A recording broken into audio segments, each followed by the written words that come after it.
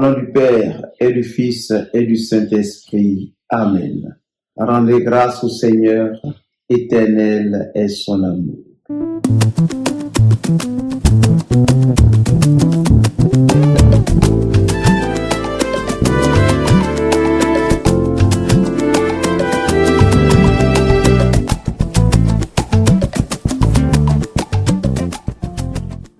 Salut à vous, très chers abonnés de Parole de Dieu au quotidien. C'est un réel plaisir de nous retrouver encore une fois sur notre chaîne préférée pour méditer ensemble la parole de Dieu. Au passage, disons merci au Père Vincent pour cette initiative.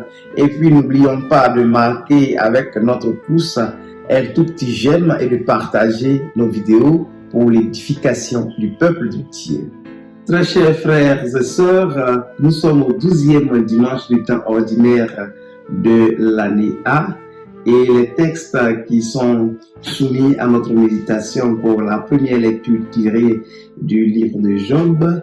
Job nous enseigne la souveraineté de Dieu sur toute la création.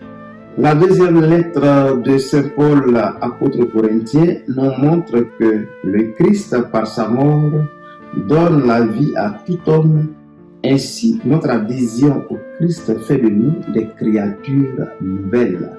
L'évangile de Saint Marc qui nous est proposé, nous le connaissons tous par cœur, c'est la tempête apaisée. Encore une fois, nous nous posons la question de savoir que veut nous dire le Seigneur.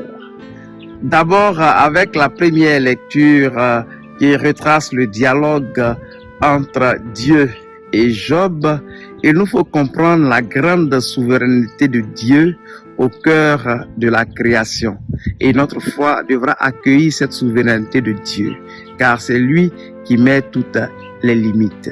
Ensuite, avec la deuxième lecture tirée de la deuxième lettre de Saint Paul aux Corinthiens, nous devons comprendre les grands fondements de notre foi. Et ce grand fondement de notre foi, c'est la mort et la résurrection du Christ, notre Seigneur.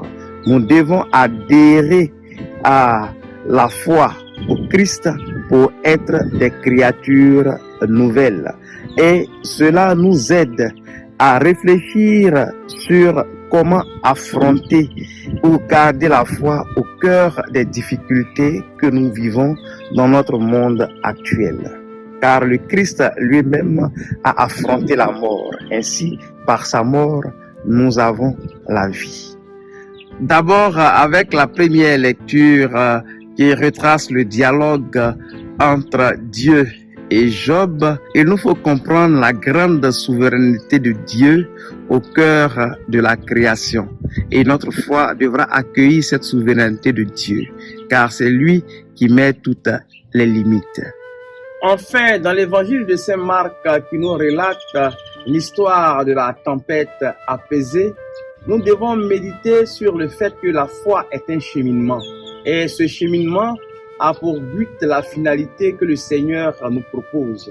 Quand il dit à ses disciples, allons de l'autre bord, il ne leur dit pas que leur itinéraire serait rempli d'embuscades ou serait rectiligne. Il a un but à atteindre. Et pour atteindre ce but, il faut faire totalement confiance au Seigneur, avec qui nous partons, qui est notre compagnon de chaque jour. Lui-même se remettant dans les mains de son Père, dort sur le coussin pendant qu'il y a la tempête. Mais dans notre fragilité et dans notre peur, nous devons toujours avoir recours au Seigneur, nous référer à lui en l'appelant par de vive voix, dans la prière, en criant notre détresse vers lui, car c'est lui qui est le maître du temps, c'est lui qui est le souverain, le fils du souverain, celui-là même qui est capable d'arrêter le vent et de calmer les forces de la mer.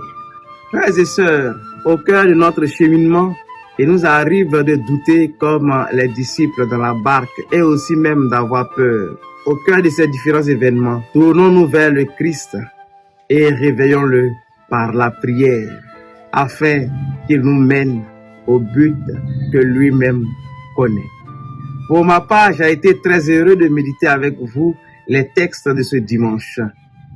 Le Seigneur soit avec vous et avec votre esprit. Que Dieu Tout-Puissant vous bénisse, le Père et le Fils et le Saint-Esprit. Amen. Allez dans la paix du Christ. Nous rendons grâce à Dieu. Au revoir et à très bientôt.